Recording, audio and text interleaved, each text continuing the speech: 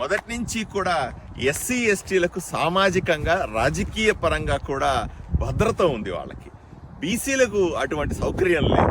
నరేంద్ర మోదీ గారు ప్రధానమంత్రి అయిన తర్వాత 2018వ సంవత్సరంలో జాతీయ బీసీ కమిషన్కి చట్టబద్ధతనివ్వడం ద్వారా, రాజ్యాంగాన్ని సవరించి మరీ చట్టబద్ధతనివ్వడం ద్వారా బీసీలకు రక్షణ ఏర్పడింది.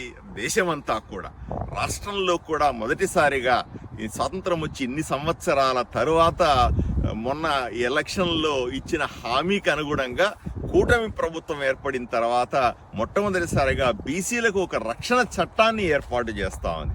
ఏ విధంగా అయితే కులాన్ని దూషించినప్పుడు లేకపోతే వాళ్ళకి సామాజిక భద్రత కల్పించాల్సిన సందర్భంలో ఎస్సీ ఎస్టీల కోసం ఎస్సీ ఎస్టీ అట్రాసిటీ కేసులు రక్షణగా నిలుస్తున్నాయో, అలాగే ఈరోజు బీసీలకు కూడా ఒక చట్టాన్ని ఏర్పాటు చేసి వాళ్ళకు కూడా రక్షణ ఏర్పాటు చేయాలని ఆలోచన చేస్తుంది కూటమి ప్రభుత్వం.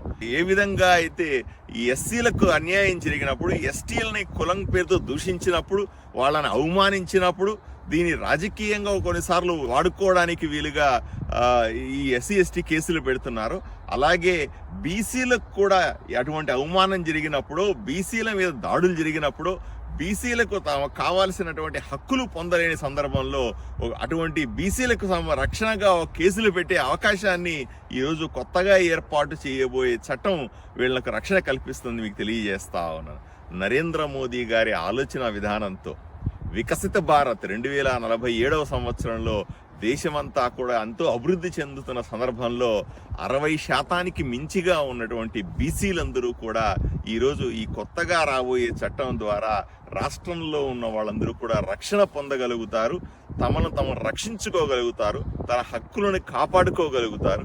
ఈ సందర్భంగా ఈ చట్టాన్ని ఈ రకమైన చట్టాన్ని ప్రజల ముందుకు తెస్తున్నటువంటి గౌరవ ముఖ్యమంత్రి చంద్రబాబు నాయుడు గారిని, ఉప ముఖ్యమంత్రి పవన్ కళ్యాణ్ గారిని ప్రత్యేకంగా ఆంధ్రప్రదేశ్లో ఉన్న బీసీల వైపు నుంచి ధన్యవాదాలు తెలియజేసుకుంటా ఉన్నాను.